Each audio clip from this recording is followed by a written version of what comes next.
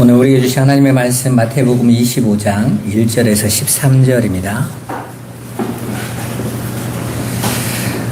우리 함께 한 목소리를 한번 읽어보도록 하겠습니다.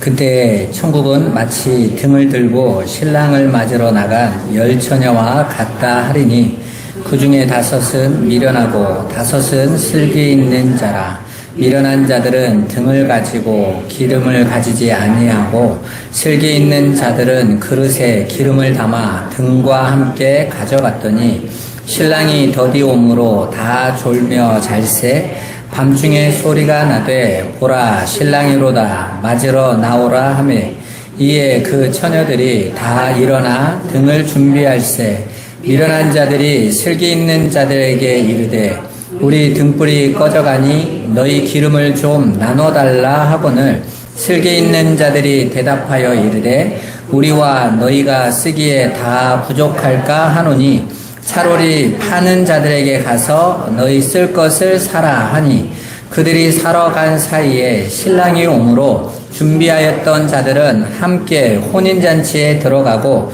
문은 닫힌지라 그 후에 남은 처녀들이 와서 이르되 주여 주여 우리에게 열어주소서 대답하여 이르되 진실로 너희에게 이르노니 내가 너희를 알지 못하노라 하였느니라. 그런즉 깨어있으라 너희는 그 날과 그때를 알지 못하느니라. 아멘.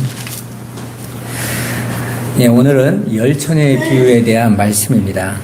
우리는 지난 시간까지 마태복음 23장부터 쭉 시작되어지는 예루살렘 성전 파괴와 그것을 통해서 세상의 종말과 하나님 나라의 도래에 관해 말씀하시는 주님의 뜻을 살펴봤습니다.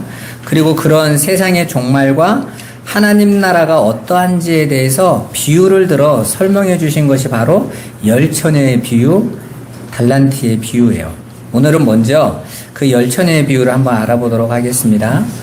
여러분, 우리가 10처녀의 비유나 달란트 비유를 할 때 우리가 열심을 내자로 보시면 절대로 안 돼요. 이건 그 의미가 아니에요. 여러분, 열심을 내는 것으로 최고로 잘했던 사람들이 누구죠? 유대인들 바리새인이 제일 잘했잖아요. 근데 23장에 예수님께서 그 성전에 가가지고 그 바리새인들 보고 욕하셨잖아요. 그죠? 무화과 나무에 잎사귀만 무성한 것 같다고 저주해버리시지 않습니까? 그죠? 그러니까 우리가 깨어서 기도하고 기름을 준비하라는 이런 내용을 가지고 우리가 열심을 내고 교회 예배 열심히 드리고 전도하고 선교해야 된다. 그게 깨어있다. 이렇게 말을 하면 말은 굉장히 맞는 것 같잖아요. 우리가 세상편에서는 그게 깨어있는 거니까. 한국교회가 대부분 다 거기에서 다 묶여져 있어요. 여러분 지금까지 교회 다니면서 깨어있음, 기름을 준비함을 항상 어떻게 생각했습니까? 내가 내놓는 헌신이나 열심, 희생, 그리고 봉사, 그리고 전도, 선교, 기도 이런 것들을 깨어있음으로 우리는 평가하고 기름을 준비하는 것이라고 생각했잖아요. 그죠? 그래서 하나님 오실 때 더 열심히 준비해야 된다. 우리 여기에 초점을 맞추고 있지 않습니까? 그런데 오늘 이 10처녀와 달란트의 비유에서 나오는 내용은 전혀 그 내용이 아니에요. 우리 편에 있는 것이 아니라 하나님의 언약 안에 있는 거예요. 언약 안에. 그게 무엇인지를 알고 내가 그 언약 안에 붙들려 있음을 여러분들이 인지하셔야 돼요. 그리고 지금 나의 삶이 조금 부족하고 또 때로는 좀 실패가 좀 있고 내가 생각한 것처럼 안 되어진다 할지라도 내가 지금 하나님의 언약 안에 있음이 얼마나 귀하고 복된 것인가에 대한 그 하나님과의 관계 속에서 오는 그 신분에 대한 기쁨을 갖고 살아야 되는 거예요. 근데 대부분 성도들이 그쪽으로 안 가고 이 선악과를 따먹은 모든 인간들은 내게서 얼마나 가치 있는 것이 만들어지느냐로 자꾸 자기를 평가해요. 여러분 세상에서 사람들이 누군가를 평가할 때 그 사람이 뭘 보고 평가합니까? 그 사람이 보여지는 걸로 평가하죠. 그죠? 그래서 세상에서는 다 남들이 나를 어떻게 봐줄까가 중요해요. 그래서 남들이 나를 봐주는 것으로 내가 인정받고 나의 가치가 드러난단 말입니다. 그래서 열심히 수고하고 노력하는 이유가 뭡니까? 그거 가지고 남들로부터 인정받는 나를 포장하고 싶은 거잖아요. 그렇게 이 세상이 가지고 있는 그 열심히 자기를 포장하는 것을 하나님은 무화과 나뭇잎으로 치마를 만드는 행위라고 정의하신 거예요.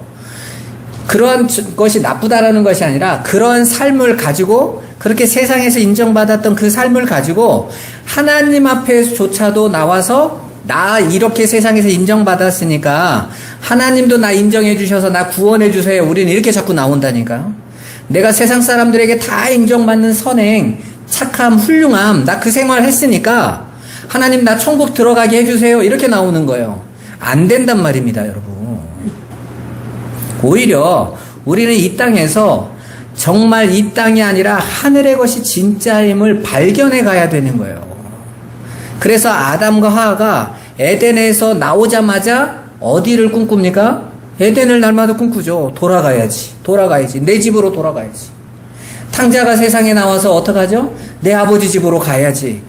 이게 우리 성도에게 요구하시는 하나님의 마음이란 말입니다. 너 나와 함께하는 삶이 진짜 복되고 행복한 삶이라는 거 깨닫고 와 하고 보냈더니 엉뚱하게 세상에서 나를 만들어 와가지고 나 잘했죠? 칭찬해 주세요? 나 받아주세요? 이러는 거예요. 하나님은 그런 사람들 원하지 않는다고 말하는 겁니다. 신학적으로 하나님께서 창조한 모든 피조물은요, 하나님 절대 의존적 존재란 말이에요. 물고기가 물을 떠나면 생존할 수 없는 것처럼 저와 여러분들은 하나님을 떠나면 안 되는 존재들이란 말입니다. 우리는 그걸 세상에서 배우고 오는 것이지 뭔가를 열심히 잘해서 하나님 앞에 준비된 뭔가를 가져가는 게 아닌 거예요. 여러분, 우리가 만약에 제가 설교를 기름을 준비하는 것을 여러분의 열심과 노력 그리고 충성을 하고 가르쳤으면 아마 다들 열심히 했을 거예요.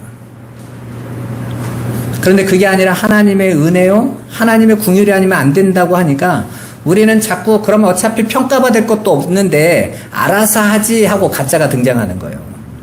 안심이 되거든요. 그리고 어차피 내가 하는 어떤 것으로 안 될 것 같으면 어떻게 될지도 모르는데 알아서 하겠지 이렇게 가는 거예요. 그런데 성도들에게는요, 하나님이 당신의 마음을 심으신단 말이에요. 보여지는 기름이 아니라 보이지 않는 기름을 주셨단 말이에요. 그래서 똑같이 졸고 똑같이 자는 것 같은데 그들의 마음속에는 하나님을 더욱더 간절하게 하나님만 의지하게 하시는 거예요. 하나님은 그렇게 당신의 백성을 가려서 구별해서 하나님의 것으로 만드시거든요. 그래서 이 복음이 세상에는 비밀인 거예요. 미스테리 그러잖아요. 당신의 백성들에게만 드러나고 백성 아닌 자는 아무리 눈 씻고 찾아보려고 해도 깨달을 수 없는 거예요. 그걸 오늘 열처녀의 비유를 통해서 저와 여러분들이 온전히 아시고 내게 그 은혜가 주어진 것이 얼마나 큰 건지를 깨닫는 그런 귀한 시간 되기를 바랍니다. 오늘 열처녀의 비유는 이렇게 출발을 합니다. 천국은 마치 등을 들고 신랑을 맞으러 나간 열처녀와 같다 이렇게 말을 해요. 야, 천국이 어떤 곳이래요? 천국은 먹고 살 걱정이 없는 곳이다. 천국은 황금길로 만들어졌다. 이렇게 말하고 있습니까? 공간적 개념이 안 나오잖아요. 천국은 신랑을 기다리는 열처녀 같다. 이렇게 말을 해요. 그러니까 성도들의 천국의 삶은 어떻다라는 거예요. 내가 하나님 자녀 되어지면 내가 손대는 것마다 다 복주고 잘되고 성공하고 이게 아니라 하나님 자녀가 된 자들, 천국으로 들어온 자들은 어떤 삶을 산다? 신랑을 기다리는 신부들 같이 산다라는 거예요. 그리고 마지막 13절에는 그런즉 깨어있으라 너희는 그날과 그때를 알지 못한다로 끝납니다. 계속해서 마태복음 23장 24장 계속 예수님이 하신 말씀이죠. 그날과 그때는 아무도 알지 못한다로 나오는 거예요. 그렇게 이 천국이라는 것은 우리가 그날이 도래하고 그날이 곧 오고 내가 준비할 수 있는 그런 성질의 것이 아니란 말입니다. 그러니까 종말론자 같이 몇 월 며칠 몇 시에 온다, 곧 온다, 이번 생에는 온다 이런 말 안 한단 말입니다. 그건 누구에게 달린 거예요? 아버지에게 달린 거예요. 아들도 모른다고 그러잖아요. 예수님이 승천하실 때 예수님의 12제자로 있던 시몬이 이렇게 말합니다. 이 사람이 이스라엘의 독립운동가거든요. 한 번도 말이 안 나와요. 그러다가 마지막에 한마디예요. 왜? 너무 급해가지고. 주님의 날이, 오실 날이 이때입니까? 하고 물어보잖아요. 이 이스라엘을 회복할 때가 이때입니까? 하고 물어봤더니 예수님이 말씀하시죠. 그동안 아시면서도 한마디 안 하셨어요. 때와 기한은 하나님께 정하신 것이요. 너희가 알 바 아니야. 너희는 오직 성령을 받아서 예루살렘, 유다, 사마리아 땅끝까지 내 증인이 되라.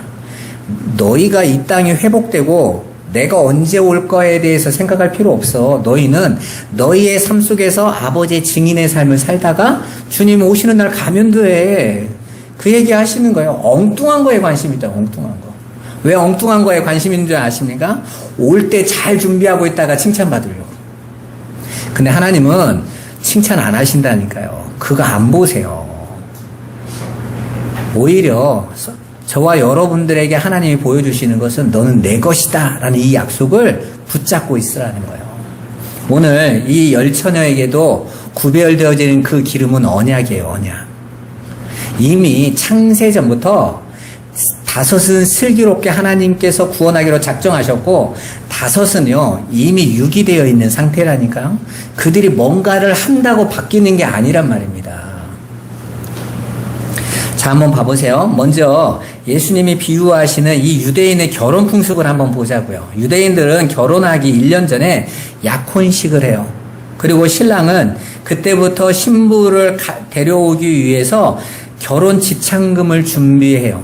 우리나라는 지참금 같은 거 별로 없으니까 잘 이해를 못 하는데 유대 사회, 중동 사회는 이렇게 다 이렇게 지참금을 준비해서 갖다 주고 데리고 오잖아요. 값 주고 사는 형식이란 말입니다.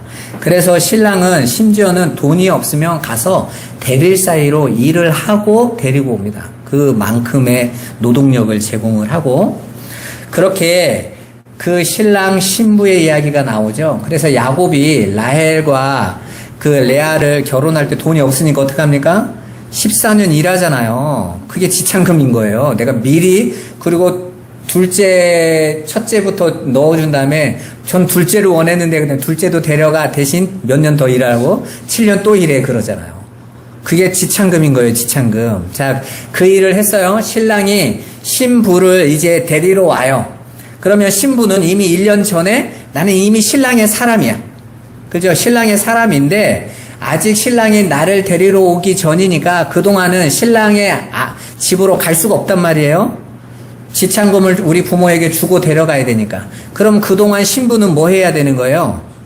신랑만 기다리는 거죠. 그게 바로 오늘 이 이야기의 내용인 것입니다. 그렇게 신부가 신랑 집으로 가서 저녁 무렵에 혼인 예식을 거행해요. 축하의 의미로 횃불을 사용합니다. 본문의 비유는 신부의 거주지와 신부의 집에서 혼인잔치가 벌어지는 것으로 말하고 있습니다. 그리고 이때 신부의 집에서는 10명의 처녀로 구성된 들러리가 이 도우미들이죠. 신부의 절친한 친구들이 신부가 신랑 집으로 가는 결혼 행렬에 참여하는 거예요. 그게 관례거든요. 지금도 이렇게 외국 같은 영화를 보면 외국 사람들이 이렇게 친구 들러리들이 쫙 쓰죠. 쫙 서가지고 막 축하해주고 막 이러지 않습니까? 이게 전통이란 말입니다. 그리고 그 결혼 행렬에 참여하기 위해서 이 들러리로 참여하는 그 신부의 친구들은요, 횃불을 하나씩 들고 와야 돼요. 그리고 그 횃불은 솜이나 천으로 둘러싸서 감람유에 적셔서 불이 타오게 하는데 이 횃불이요, 감람유가 한 15분 정도면 말라요. 그래서 그 15분마다 뭘 부어줘야 돼요? 감람유를 계속 부어줘서 횃불이 타오르게 해야 된단 말입니다.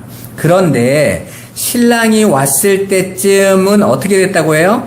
횃불이 다 꺼져가고 있었다고 그랬어요. 자, 그걸 들고 이제 혼인잔치집까지 가야 되는데 꺼져버리면 어떻게 돼요? 이게 창피한 거예요. 그 세상의 결혼식에서는 꺼졌네, 기름 좀 가져와야지 이러면 되지만 지금 예수님은 그 이야기를 통해서 준비된 기름과 기름이 없는 자들은 절대로 그 혼인잔치집에 들어갈 수 없다라는 내용으로 각색을 하셔서 비유로 말씀해주고 계신단 말입니다. 오늘 본문에서 횃불을 밝히고 기다리는 열 처녀가 신랑이 기다리는데 신랑이 더디어 왔더니 기름이 다 떨어졌고 횃불은 꺼져갔다고 말하죠. 그런데 신랑이 오는 때를 아무도 알지 못했기에 다 예상은 했겠죠. 언제쯤 올 거라고 보통 예상을 하잖아요. 그런데 그거보다 훨씬 더 늦어졌던 거예요. 그랬더니 이제는 언제 올지 알지 못해서 기다리고 있는 동안에 다 꺼져가게 생긴 겁니다. 여기에서 신랑이 오는 때에 아무도 알지 못했기에 우리가 기름으로 알아 만들어 놓았던 열심이나 노력 등은 결국 기름이 아니었음을 보여주죠. 유대인들이 열심으로 내놓고 있었던 그 하나님 앞에 특심, 충심 이런 것들은 기름이 아니다라는 것이죠. 신랑이 왔을 때까지 그건 타오를 수 없는 것이고 그걸로 신랑을 기쁘게 할 수도 없던 거였어요. 본문을 조금 더 살펴보면 본문에서 예수님은 열 처녀를 신부의 도움이나 들러리처럼 정해서 이야기하고 있지 않습니다. 오히려 신랑을 만나야만 하는 신부들처럼 이야기를 하고 있어요. 그죠? 여러분 봐보세요. 내가 들러리로 왔는데 그 집 안 들어가면 어때? 안 가면 말지. 근데 여기에 있는 다섯이 열어달라고 간청을 하잖아요. 그죠? 아니 내가 축하해주러 왔는데 안 열어주면 에이씨 안 가 이러면 되는 거 아닙니까? 그런데 이 지금 들러리처럼 보이는 이들도 신부가 되어져야 될 사람들이었던 거예요. 그래서 그들은 반드시 그 혼인잔치집에 들어가서 신랑을 만나야만 했던 것입니다. 우리가 여기서 한 가지 알아야 될 게 성경에서 처녀를 어떻게 정의하고 있냐는 거예요. 이 부분이 아주 중요해요, 여러분. 성경에서 처녀는 젊고 아름답고 순수한 마음을 가진 여인을 담은 의미가 아니에요, 여러분. 성경에서 말하는 처녀는 반드시 신랑을 만나서 그 반쪽을 채워야 온전한 사람이 되는데 신랑을 찾지 못해서 아직 불완전한 반쪽으로 있는 자를 가리키는 거예요. 그래서 성경이 말하는 처녀는 야 예쁘고 아름답고 멋지고 이 개념이 아니에요. 불쌍한 개념인 거예요. 그래서 성경에서는 남자를 알지 못했다라는 말은 순결하라는 의미가 아니라 아직 온전하게 되지 못했다라는 의미인 거예요. 그래서 남자를 알지 못했던 마리아가 거룩한 씨를 잉태하여 아들을 낳아 구원을 받는 이야기를 하는 거죠. 마리아가 그러잖아요. 전 남자를 아직 알지 못하는데요. 괜찮아. 진짜 남편이 오는 거니까. 그리고 그 씨, 하늘의 것을 담으면 씨를 담아서 잉태해야 그게 아들을 낳아야 온전하게 되어지는 거거든요. 그래서 당시 중동사회에서는 아들을 낳지 못한다, 아이를 잉태하지 못한다는 것은 저주 중에 저주였던 거예요. 구약에서 보면 사라도 그렇고 리브가도 그렇고 다 같이 아이를 자기 힘으로 못 낳죠. 그죠? 하나님이 은혜를 부어주셔서 아들을 주시잖아요. 그죠? 다 그 얘기를 하고 있는 거란 말입니다. 그 생명을 가져야 되는 여인이 생명을 잉태하지 못하고 생명을 줄 수 있는 남편이 생명을 못 줘요. 왜? 진짜 남편이 아니니까. 진짜 남편은 하나님이시니까. 그래서 하나님이 그에게 은혜를 부어주시고 씨를 부어주시니까 생명을 잉태하고 비로소 열국의 어머니가 되는 거란 말입니다. 그게 성경이 말하는 이야기예요. 따라서 남자를 알지 못한다라는 건 신랑이 누군지도 전혀 알지 못하는 상태라는 거예요. 곧 허물과 죄로 죽어야 할 자라는 표현인 것입니다. 따라서 성경에서 여자는 처녀로 있으면 안 돼요. 이 열 처녀도 처녀로 있으면 안 되는 거예요. 신랑을 만나서 신랑과 함께 혼인잔치집에 반드시 들어가야 돼. 그러기 위해서는 신랑과 함께 들어가기 위해서는 그 기름 준비해놓고 그 횃불 밝히고 있어야 된단 말입니다. 깨어 있어야 되는 거예요. 그렇게 신랑과 신부가 하나가 되어져야 되는 거예요. 그런데 본문에 보면 10처녀 중에 기름을 준비한 5처녀는 신랑을 만나서 신부가 되어 혼인잔치집으로 들어가는데 나머지 5은 미련해서 처녀로 남겨지는 겁니다. 그것 자체가 심판이라는 거예요. 생명 없는 것 자체가 심판인 거예요. 여러분, 세상은요, 자기들이 선택해서 교회를 안 온다고 생각해요. 야, 하나님이 어딨어? 나 안 믿어. 그게 굉장히 똑똑하고 자신의 선택권을 갖고 있는 것 같죠? 그게 뭐라고요? 그게 심판받은 거예요. 자기들은 자기가 선택했다고 그러지만 성경의 관점으로 보면 하나님이 안 쳐다보신 거예요. 놔둬버리신 거예요. 로마서 1장에 그래서 바울이 말하죠. 세상이 악한 대로 하나님이 그냥 버려두셨다 그러잖아요. 내버려 두셨다. 그게 심판의 내용이란 말입니다. 하나님의 진노의 심판. 그리고 그들은 그 진노 아래 있다가 그냥 사라져버리는 거예요. 여기에서 10처녀 중 5은 깨어서 준비한 슬기 있는 자라는 평가를 받았고 다른 5은 깨어있지 않은 기름을 준비 못한 미련한 자라는 평가를 받습니다. 그런데 이 둘의 차이가 뭐죠? 여러분들은 여기에서 인본주의적 사고로 진행을 하시면 안 돼요. 이제부터 여러분이 상상력을 발휘하시면 안 되고 말씀으로 들어가셔야 돼요. 여기에서부터 대부분 강단이 여기서부터 상상력을 발휘한다고요. 우리가 생각하는 기름은 이런 거고 우리가 세상적으로 평가하는 열심이나 깨어있으면 이런 거니까 그걸 여기다 적용해버려요. 아니에요, 여러분. 지금 예수님이 말씀하시려는 건 하나님의 언약의 백성 안에 하나님의 그 언약이 신실하게 역사하고 있다는 걸 보여줘요. 거기 안에 그렇게 은혜로 값없이 구원받는 자들에게는 우리의 노력이나 열심과 상관이 없는 하나님의 은혜로 택함을 받아서 구원받는 이야기를 하는 거란 말입니다. 그죠? 그래서 예수 그리스도를 보내셔서 당신을 값없이 당신의 백성들을 구원하시기 위해서 그 죄의 대속물로 죽이시고 당신의 백성들을 예수의 피로 덮으셔서 구원하시는 얘기잖아요. 왜 이 이야기가 여러분들이 맞다고 생각하셔야 되냐면 지금 예수님이 하고 있는 것은 열심을 내던 바리새인들에 대한 반대 이야기를 하고 있는 거잖아요. 거기까지 생각을 하셔야 돼요. 그냥 이 문장만 가지고 판단해버리면 안 된단 말입니다. 성경은. 슬기로운 여자들이 마치 열심히 예배와 기도, 전도, 선교, 헌신을 한 자들이라고 짐작해서 말해버리면 안 됩니다. 그건 바리새인들도 똑같이 했던 거니까. 5절에 보면 분명히 신랑이 왔을 때 양쪽 다 슬기 있는 여자들이나 미련한 여자들이나 둘 다 어땠다고 그래요? 다 졸며 다 잤다 그래요. 누가 열심히 했다고 그래요? 다 자고 다 졸았다. 그러니까 이런 구절을 그냥 지워버리는 거죠. 왜? 그래도 5은 깨어 있었다 이러고 싶은 거예요. 그래야 여러분들이 열심히 할 거니까. 근데 성경이 하고자 하는 요지는 그런 말이 아니란 말입니다. 오히려 우리는 깨어서 준비하는 삶이라는 것이 인간 편에서의 어떤 행함에 관한 내용이 아니라는 것을 우리는 알 수 있어요. 이렇게 되어지면 우리 인간 편에서 어떤 노력이나 열심, 그럼 우리가 내놓는 어떤 행함이 깨어있음이나 준비됨이 아니라는 얘기구나, 이거. 왜? 다 잤으니까. 다 졸았으니까. 우리가 내놓을 수 있는 건 아무것도 없다라는 거잖아요. 지금 여기 안에 있는 말은. 이 두 부류의 차이를 정확하게 이해할 수 있는 건 12절에 있는 말씀이에요. 12절에 있는 말씀을 한번 같이 읽어볼까요? 대답하여 이르되 진실로 너희에게 이르노니 내가 너희를 알지 못하노라 하였느니라. 아멘. 자, 11절에 보면 들어가지 못한 이 5처녀가, 미련한 5처녀가 문을 두드리면 열어달라고 했더니 신랑이 안에서 이렇게 말을 하는 거예요. 누군데? 하고 물어보는 거예요.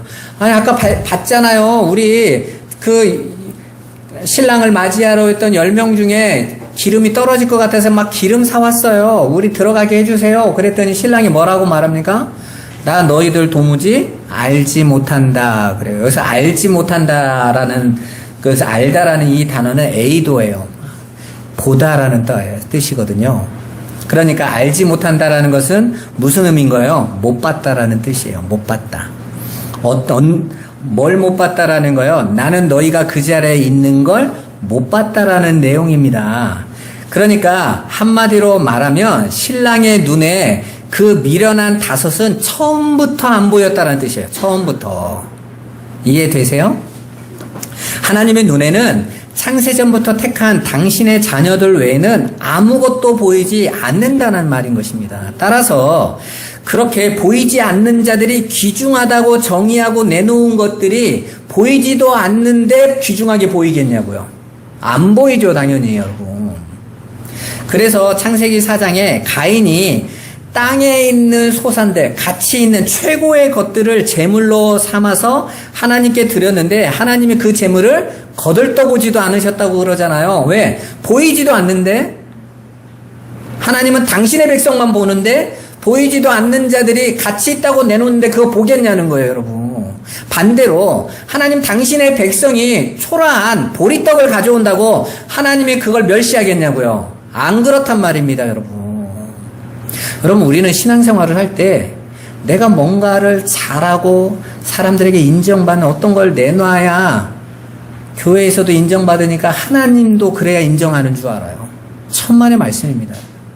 하나님은 여러분 존재 자체로 소중하게 여기신다니까요. 하나님은 여러분 자체를 좋아하신다니까요. 즐거워하신다고. 여러분들을 창세 전부터 내 것만 보시는 분이 하나님이시라니까요. 기쁨을 이기지 못하신다니까요. 그런데도 우리는 자꾸 신앙생활하면서 마귀가 던지는 말에 속는 거예요. 야, 네가 하나님 앞에 대체 한 게 뭐가 있어?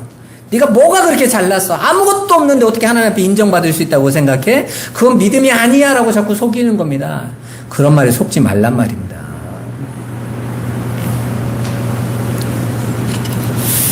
그렇게 하나님께서는 우리가 내놓는 어떤 것을 보시는 것이 아니라 당신의 백성 자체만 보시는 거예요. 그래서 우리가 성경을 볼 때 우리 인간 편에서 인본주의로 보시면 안 된단 말입니다.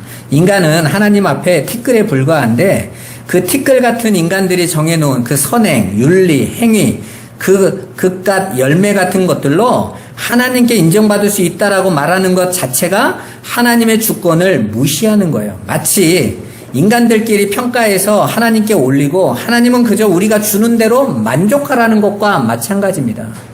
평가자들은 인간이고 하나님은 인간들이 좋다고 하는 건 그래 좋네 하고 받으라는 거죠. 하나님은 노 하신단 말입니다. 하나님 자신이 심판자시라고요.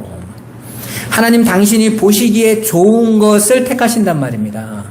그리고 그게 하나님께서 여러분을 택하신 이유예요. 여러분이 바울이 이렇게 말하죠. 고린도서에서 이렇게 말합니다. 야, 너희들 한번 봐봐. 잘난 자가 어디 있어 여기 똑똑한 사람이 어디 있어? 훌륭한 사람이 어디 있어? 하나님의 지혜에 있어서 세상에 미련한 것들을 들어서 지혜로운 것들을 부끄럽게 하려 하신다 그러시잖아요, 여러분. 그러니까 하나님께서 우리를 부르시면 우리가 가진 능력이나 어떤 나타내는 어떤 것들이 아니란 말입니다. 하나님은 어떻게 세상으로 볼 때는 저 사람 자격이 없다라고 여겨지는 자를 부르셔서 이게 내 뜻이라는 것을 선언하시는 거예요. 그리고 그들을 하나님의 것으로 만들어내시는 거란 말입니다. 그게 바로 신부들인 거예요. 따라서 하나님의 백성들은 그 하나님의 은혜와 그 사랑을 날마다 알아가고 경험하면서 살아가는 겁니다. 그게 신랑을 기다리는 신부들의 모습인 것입니다. 여러분, 미련한 처녀들이 신랑이 왔을 때 기름을 구하려고 하는데 어떻게 구하려고 하죠? 먼저는 슬기로운 처녀들에게 빌려달라고 합니다. 그리고 이내 기름을 파는 자들에게로 사러 가요. 그러니까 미련한 처녀들은 지금 그 기름을 살 수 있는 건 줄 알고 있는 거죠. 그래서 제가 열심이나 노력이나 인간 편에서 내놓는 어떤 것들은 기름이 될 수 없다고 자꾸 말하는 거예요. 그런 건 살 수 있는 거잖아요. 우리가 행하는 것으로 만들어낼 수 있는, 생산해낼 수 있는 생산물들 아닙니까? 그건 살 수 없는 거란 말입니다. 그런데 이들은 그걸 살 수 있다라고 여기고 있었다라는 거예요. 그런데 그들이 기름을 들고 왔을 때 이미 문이 닫혔습니다. 그 말은 그들이 기름이라고 들고 온 건 기름이 아니다라는 거예요. 그래서 끝나버립니다. 미련한 처녀들은 기름을 못 구한 거예요. 그 기름은 인간 편에서 살 수 있는 그런 기름이 아니었기 때문이에요. 그 기름은 하나님의 진리의 말씀, 언약이기 때문에 그건 하나님과 창세전부터 택한 자들에게만 부어지기로 약속된 기름이었던 거예요. 한마디로 하나님의 은혜와 긍휼로만 주어지는 것입니다. 11절 말씀에 보시면 미련한 처녀들이 문을 두드리면서 열어달라고 간청합니다. 여기서 열어주소서라는 헬라어가 아노이고예요. 헬라어 아나, 위로라는 단어와 오이고, 열리다라는 단어의 합성어입니다. 쉽게 말해서 위의 것이 열렸다, 눈이 열렸다, 진리가 열렸다라는 뜻입니다. 그러니까 미련한 처녀들은 이미 그 전부터 뭐가 열려있지 않았던 것입니까? 진리의 말씀, 하나님의 뜻이 무엇인지 못 알아듣고 있었다라는 거예요, 여러분. 여러분, 교회를 다녀서 구원받는 게 아니에요. 뭐가 열려야 된다고요? 진리의 말씀, 진리의 아버지의 뜻이 열려야 된단 말입니다. 그게 안 열리고 그냥 나 교회 이만큼 다녔는데요, 난 모태신앙인데요, 내가 교회를 이렇게 세우고 이렇게 열심을 냈는데요, 전도했는데요, 선교했는데 아무것도 아니라고요, 여러분. 눈이 열리지 않은 자들은 자꾸 내가 내놓는 행위를 붙잡고 그 열심과 노력으로 갈 수 있다라고 생각해요. 왜? 세상에서는 그게 진리니까. 천주교가 성경을 라틴어로만 기록해 놓고 교회와 성도들에게는 라틴어로만 읊어댔죠? 듣는 사람도 뭔 말인지 못 알아들어. 그러니까 뭐만 합니까? 가가지고 나는 그 말을, 그 진리는 알아들을 수 없으니까 사람 편에서 해놓을 수 있는 최고의 것이 뭐예요? 선행인 거예요. 천주교는 지금도 그렇게 하고 있습니다. 말을 못 알아들으니까, 진리가 뭔지를 못 깨달으니까 선행에만 집착하는 거예요. 나의 열심과 노력에 집착하는 겁니다.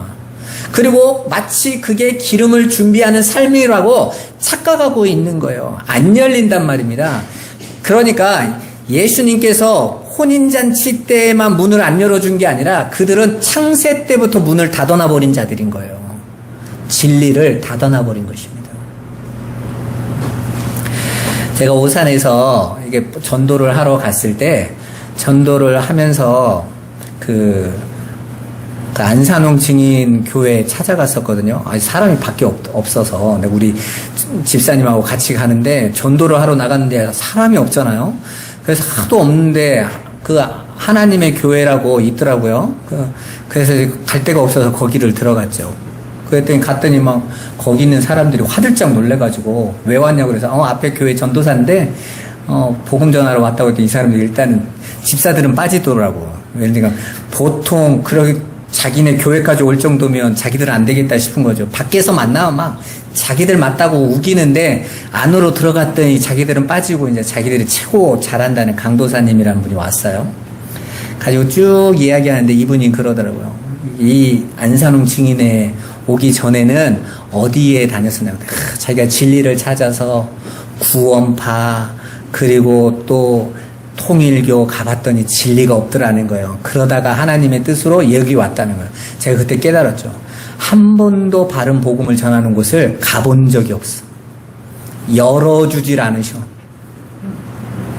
여러분, 종교인들, 불교나 다른 종교인들이 예수 철저히 막죠. 들어올 기회가 없어. 아예 막혀 있어. 교회 안에 들어와도 또 바른 진리의 말씀을 전하는 그 말로 들을 수가 없어. 그게 마귀의 전략인 거예요, 여러분. 하나님은 저와 여러분들을 그 진리 안으로 불러들이세요. 그 안을 생명 안으로 불러들이신다니까요. 그리고 그 생명의 꼴을 먹이세요. 예수님이 말씀하시잖아요. 내가 문이다. 내가 양의 문인데 양들은 나로 인하여 들어가고 나오며 꼴을 먹느니라. 뭔 꼴이요? 진리의 양식을 먹는다니까. 하늘의 것이 무엇인지를 깨달아서 그것만을 붙잡고 살아가는 거예요. 그런데 미련한 자들은요, 그 문이 열려있지 않기 때문에 바뀌어서 엉뚱한 거 하고 있는 거예요. 엉뚱한 거. 오늘 여기에서 말하고 있는 미련하다라는 이 단어, 미련한 처녀라는 이 미련한이라는 단어가 마태복음 7장에서 모래 위에 집을 지은 어리석은 사람이라는 단어와 같은 단어예요. 그러니까 이 말을 연관하면 명확하죠. 미련한 처녀들은 모래 위에 집을 짓는 신앙생활을 했다는 말이잖아요. 마태복음 7장에 보면 미련한 자들의 이야기 앞에 무슨 이야기가 나옵니까? 예수님께서 이렇게 말씀하세요. 내 아버지의 뜻대로 행하는 자라야 하나님께서 구원하신다. 그랬더니 저희가 가가지고 주의 이름으로 귀신도 내쫓고 주의 이름으로 선지자 노릇도 하고 주의 이름으로 권능도 행하였습니다. 그 행하였음이 아버지의 뜻대로 행한다라는 그 단어와 같은 단어란 말이에요. 그러니까 예수님께서 내 아버지의 뜻대로 행하는 자라야 하나님의 백성이다 그랬더니 우리가 아버지 뜻대로 행했다고 내놓는 것이 뭐냐면 자기들이 내놓는 행위의 열매를 가지고 왔단 말입니다. 그게 모래 위에 집을 짓는 자들이라고 말하는 거예요. 하나님이 요구하시는 행함은 어떤 행함이었죠? 요한복음에 나와 있죠. 무엇이 하나님의 일입니까? 하고 사람들이 물어봤더니 예수님 뭐라고 말씀하십니까? 아버지의 일은 아버지의 보내신 자를 믿는 것이다 그러시더라고요. 아버지가 요구하시는 행함은 너희가 안 된다라는 것을 깨닫고 오직 내가 보낸 내 아들 예수 그리스도의 십자가의 은혜만 꼭 붙잡고 있어 라고 얘기를 했는데 저희는 자꾸 다른 행함을 끌고 와가지고 이만큼 했습니다 하고 가져오더라는 거예요. 그런 자들을 모래 위에 집을 짓는 어리석은 사람이라고 말했단 말입니다. 그러니까 그걸로 비추어 봤을 때 이 미련한 다섯 처녀도 똑같이 그 일을 했을 거 아니에요. 그죠? 그리고 자신들은 그걸 깨어있는 행위라고 여겼을 것입니다. 그런데 하나님의 눈에는 다 졸고 다 자는 거라니까요. 그거 안 보는 거니까 하나님이. 하나님의 말씀을 진리로 보지 못하고 그저 율법으로 받아서 그걸 행위, 내가 내놓는 행위로 자신의 의를 챙기려고 애쓰는 삶이 기름을 준비하는 삶이라고 여기는 거예요. 그들은 신랑이 올 때까지 자신들은 기름이 있다라고 확신하고 있었다라는 거예요. 그죠?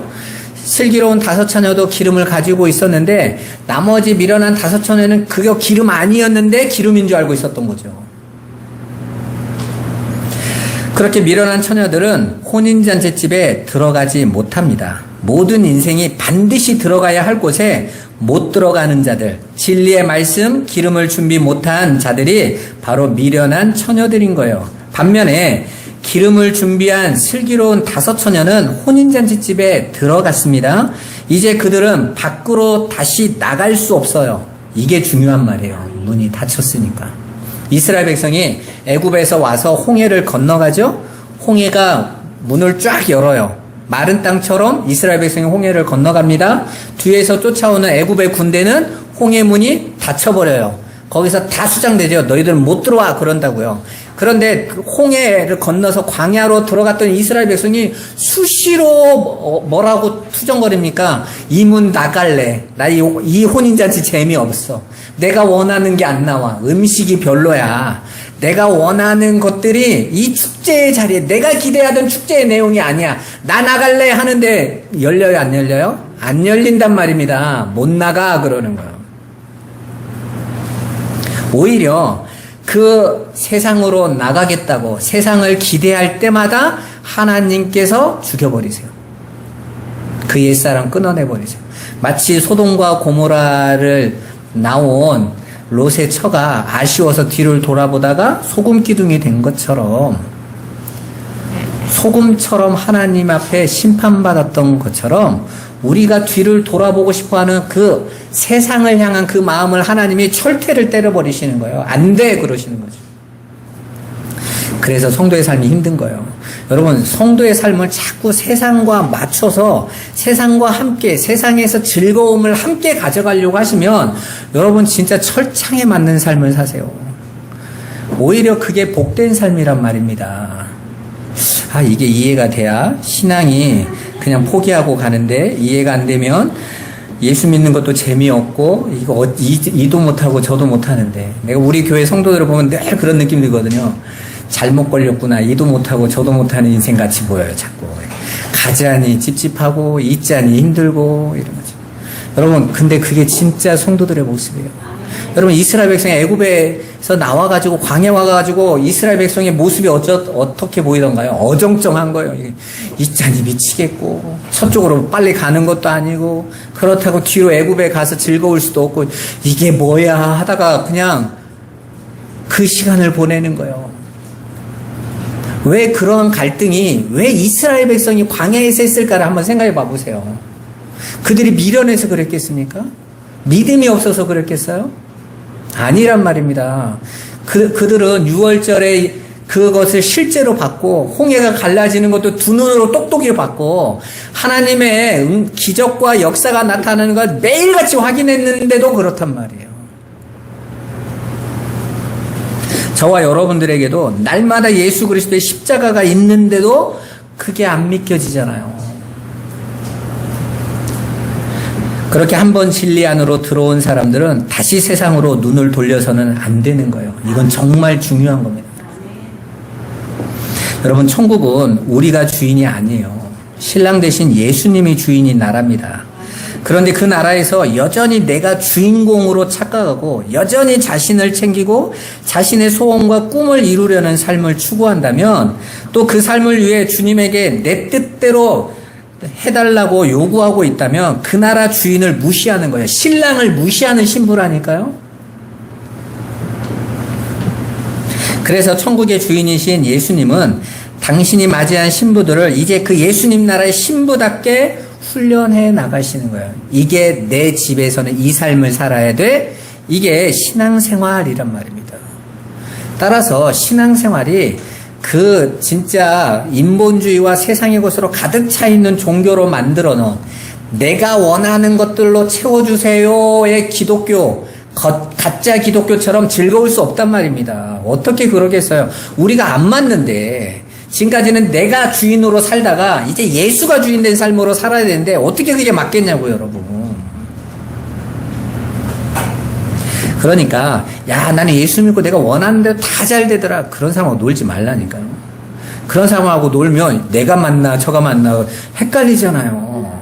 말씀은 그게 아닌데 저 사람이 자꾸, 그러니까 마귀가 누구를 자꾸 세우냐면 하나님의 말씀에 반대편에 있는 자들을 세워서 자기 것을 세워서 자꾸 흔드는 거예요. 봐보세요. 욥은 지금 하나님이 당신을 알게 하시려고 이 세상에서 질병이나 모든 환경과 어려움 안에 가둬놓으셨는데, 새 친구가 마귀가 딱 됐다 놓고 욥 보고 뭐합니까? 약 올리는 거지. 네가 지금 잘못 믿어서 그런 거지. 잘 믿어봐. 우리같이 아무런 문제 없는데 너무 네가 문제인 거야. 계속 그러잖아요, 여러분. 하나님이 오셔서 뭐라고 말합니까? 니들이 잘못된 거야, 그러잖아요. 나는 니들 손도 안 대서 왜 너희들은 보이지도 않거든. 나는 내 자녀 보인다니까. 내 자녀를 내 것으로 만들고 하늘에 내 아들 왕으로 만들기 위하여 지금 징계 연단하고 있는 거야. 아들 만들고 있는 거야. 근데 네가 뭘 한다고 이래라 저래라 해, 그러죠. 그걸 보시란 말입니다. 그 내용을. 그래서 성도는요, 세상 사람들이 가지고 있는 즐거움을 가지고 하나님 앞에 와서 따지면 안 되는 거예요. 반대로 하나님의 뜻을 가지고 세상에 말해줘야 되는 거예요. 너희들은 지금 너희들의 삶이 굉장히 잘 나가고 있으니까 그걸 복유로 여기는 거구나. 그거 복 아니야 라고 말을 해주는 게 성도들인 것이죠. 바울이 그러잖아요. 벨릭스 총독과 헤롯 앞에서 내가 쇠사슬에 묶인 거 외에는 당신들이 다 나와 같이 되기를 원합니다. 바울 보고 저주받았다라고 말을 하고 있을 때 너희들은 나를 본받아라. 지금 하나님께서 나를 당신의 것으로 만들어가고 계신다.